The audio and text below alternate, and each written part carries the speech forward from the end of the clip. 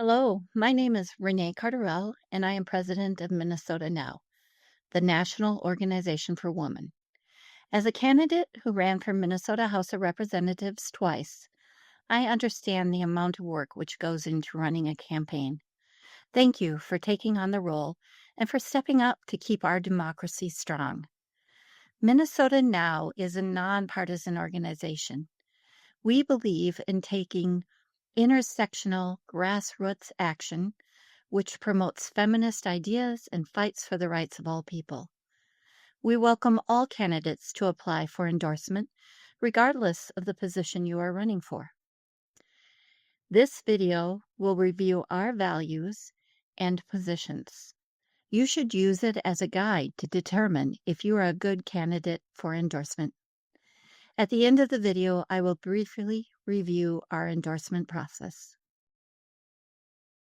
Anyone who believes in the mission of Minnesota Now can join. My name is Rachel, and I personally joined Minnesota Now last year when I wanted to find a way to impact my community and join the fight for equality and justice.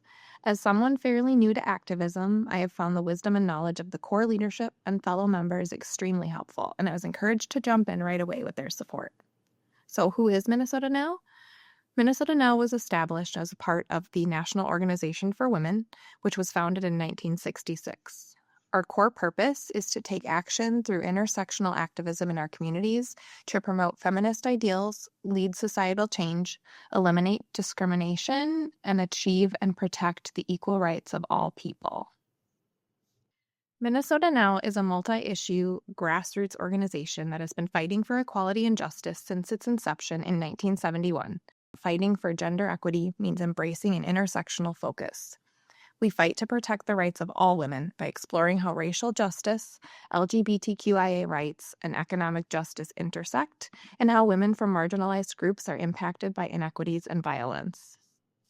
Our core issues, which we will dive into further in a moment, are racial justice, LGBTQIA rights, economic justice, reproductive rights, constitutional equality, and ending violence against women.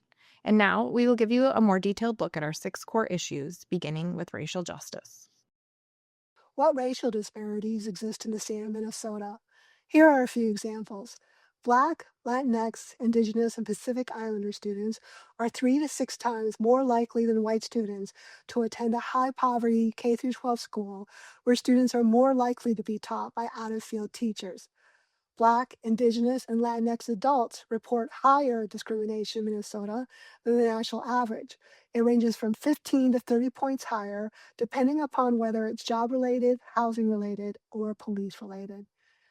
According to the report, 2024 status of Women and Girls Plus in Minnesota, a cooperative effort between the Women's Foundation of Minnesota and the Center on Women, Gender, and Public Policy of the Humphrey School of Public Affairs at the University of Minnesota, Minnesota has the third largest racial wealth gap in the United States. The median white family in the U.S. has nearly 8 times the wealth of a median black family. U.S. white families have a median family wealth of $188,200, compared to black families' median wealth of $24,100. In Minnesota, the median net worth of black households is $0. For Latinx households, it's $18,000, and that's compared to $211,000 for white households.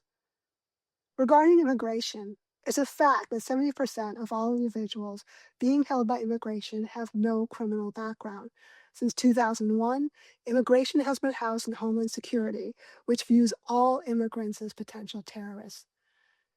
In regards to missing and murdered Indigenous women and girls, according to a report in 2020 by Martin Rogers and Pendleton, in Minnesota, the number of missing American Indian women and girls ranged from 27 to 54 in any given month during the past decade. 8% of all murdered women and girls in Minnesota were American Indian, even though American Indian women and girls make up only 1% of the state's population. Our next core issue is LGBTQ plus rights. Minnesota Now opposes discrimination against individuals based on gender, sex, and sexual identity. We identify trans women as women and welcome all trans, queer, non-binary, and intersex individuals as part of our community. LGBT people are 5 times more likely than non-LGBT people to be victims of a violent crime. Additionally, Black LGBT people have the highest rates of victimization overall, followed by Hispanic and then white LGBT people. This highlights the statistics that LGBT people are 9 times more likely to experience violent hate crimes than non-LGBT people. To be considered for an endorsement, a candidate, regardless of the position that they are running for, must understand how sex, gender, and gender identity operate and support individual rights to legally align with their gender identity. They must also support legal marriage and immigration practices for same-sex, non-binary, and transgender couples. While conversion therapy is currently banned in Minnesota, there are those looking to bring it back. We ask that candidates support a ban on conversion therapy. In 2025, there were 616 anti-LGBTQ+ bills proposed in the U.S.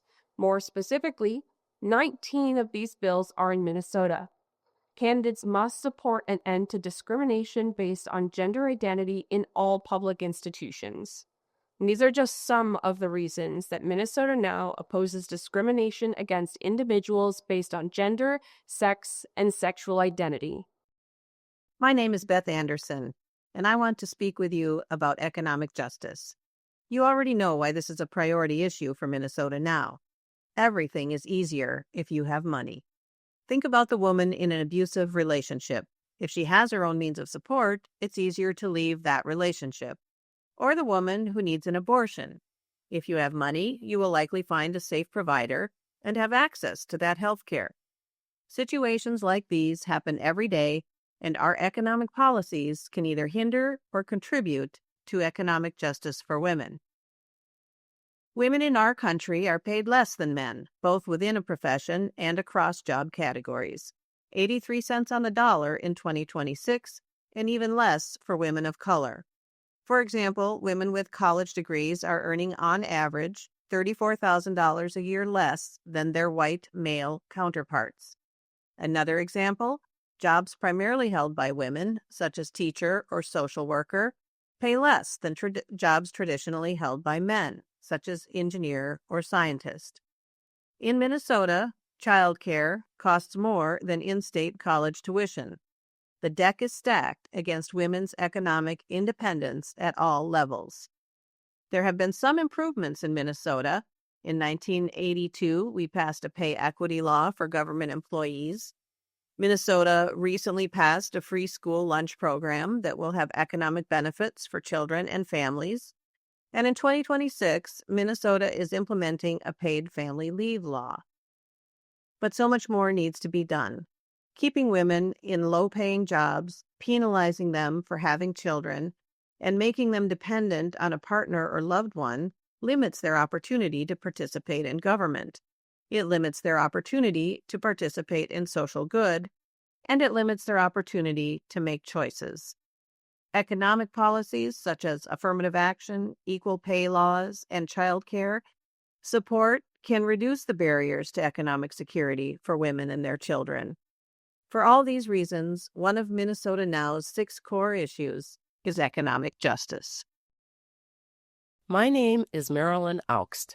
I have been a member of Now for 50 years. We have been working on these same issues for a long time. Minnesota Now's key policies include reproductive rights. Minnesota Now fights for reproductive rights, including abortion rights, which are a part of health care.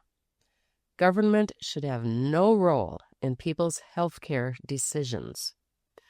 We believe when a woman has made the health care decision to have an abortion, it should be safe, affordable, legal, and locally available. Of course, we would prefer that abortions would never have to happen, but that is not the reality of the world. This is important to me because in my extended family is a mother who had 2 difficult pregnancies and births. She wants to have a third child.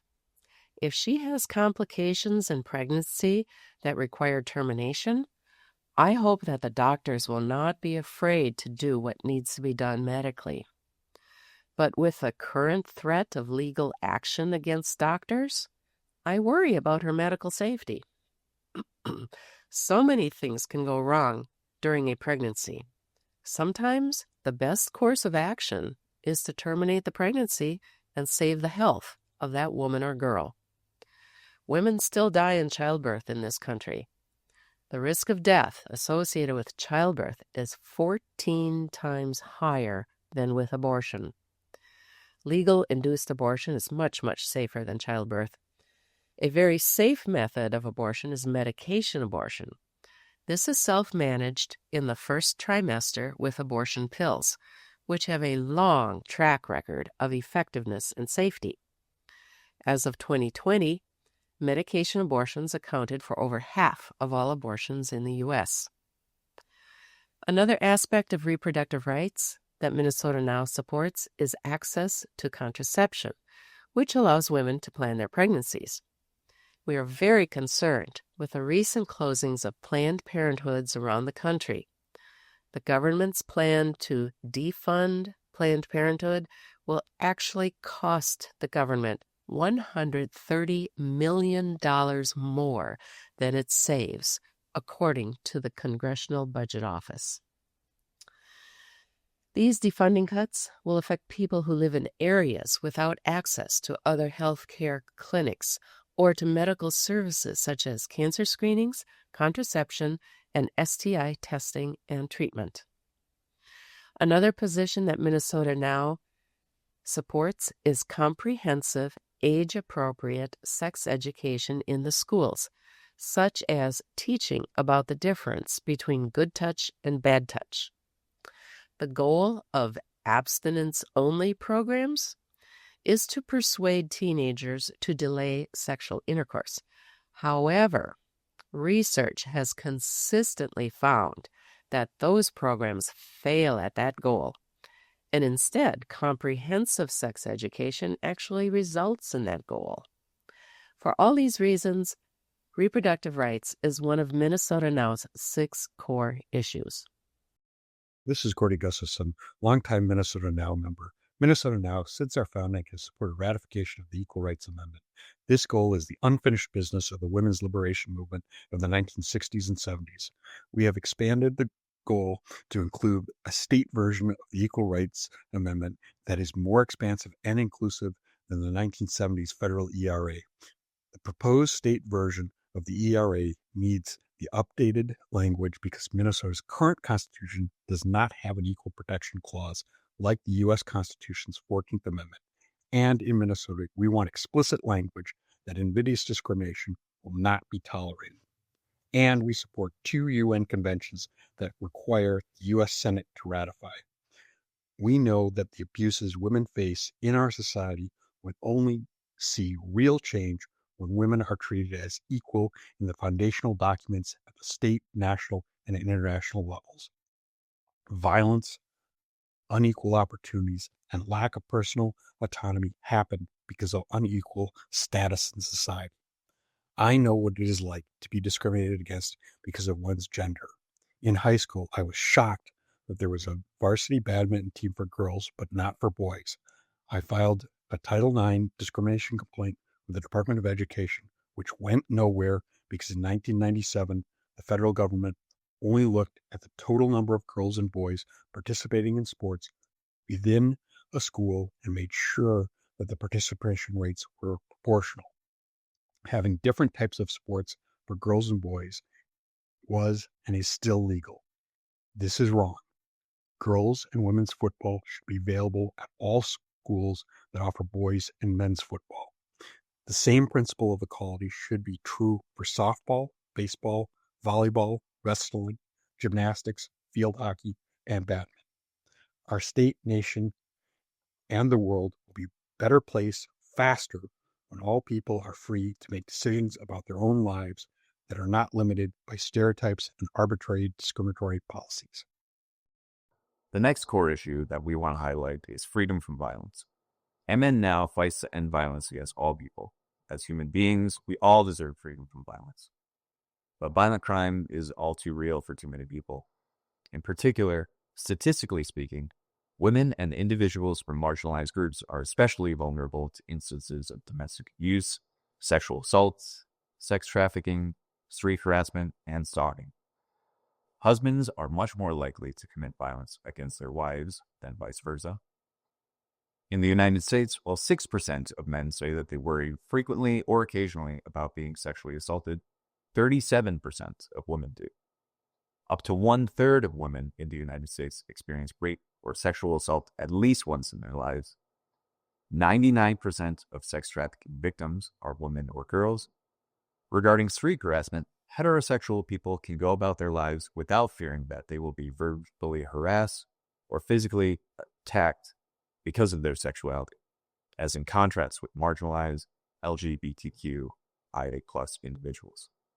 For Black women, the likelihood of being murdered is 3 times that of white women. And for all women, these forms of violence are directed at them precisely because they are women. To be considered for endorsement, a candidate, regardless of position that person is running for, must articulate policies you support to end violence against women, which includes, but is not limited to, domestic violence, sexual assaults, rape, modern slavery, honor killings, hate crimes, and murder. The MN Now platform includes the following: anti-bullying legislation, safe, supportive learning environments, funding for battered women's services, public awareness programs designed to end the silence around domestic violence, ending court action, which punishes the victim and criminalizes trauma, ending access to assault rifles and large capacity magazine rounds, violence protection programs in schools, and a ban on assault weapons and high-capacity rounds. Minnesota Now fully supports universal single-payer healthcare because it is the most affordable system that will ensure access to all people in the United States. The system we want is where the government pays for the healthcare bills for everyone living in the United States. We want to eliminate the healthcare insurance system. This would also mean having the government pay for comprehensive reproductive healthcare, including abortion services. While the Affordable Care Act, also known as Obamacare, did increase access to healthcare for millions of Americans, it was and is still insufficient because millions of people living and working in the U.S. still do not have access to quality healthcare. From homeless individuals to undocumented immigrants to those that make too much to qualify for Medicaid, but still cannot afford insurance in the exchanges, are still without access to quality healthcare. Current estimates claim that as many as 48,000 working-age people will continue to die annually in the U.S. because of lack of healthcare coverage.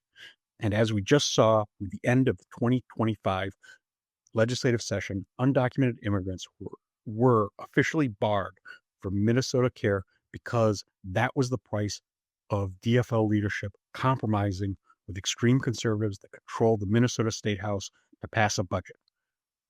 Most of the people affected by this policy work, pay taxes, and are an asset to the communities in Minnesota.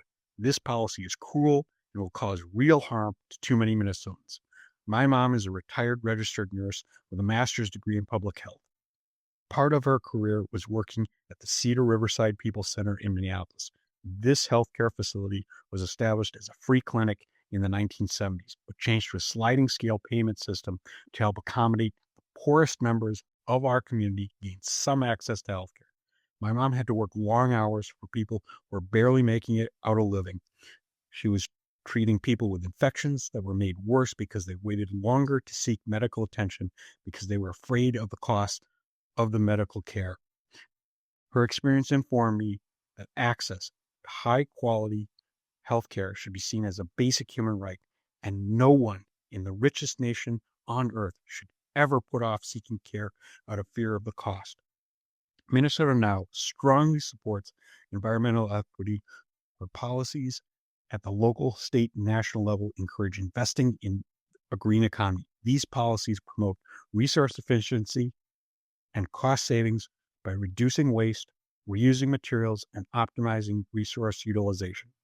Energy-efficient technology can significantly reduce the cost of energy. Sustainable agriculture practices can improve soil health, reduce reliance on expensive inputs, and enhance long-term productivity. If we do not change our ways when it comes to agriculture, problems of monoculture that have led to food shortages, such as the Great Potato Famine in Ireland, the wheat weevil disaster, bird flu pandemic, and the current problems with Florida oranges, will continue. If we focus on producing only a few types of livestock and crops, it will leave us all vulnerable to food insecurity if a disease, parasite, or climate change wipes out herds, flocks, and harvests year after year. I'm 46 years old, and we have known for a long time that climate change, or global warming, as we called it back in the 80s, was and still is seen as a real threat to human existence, and reducing the use of fossil fuels and their carbon emissions are essential to our survival. Science is not a belief system or a specific worldview.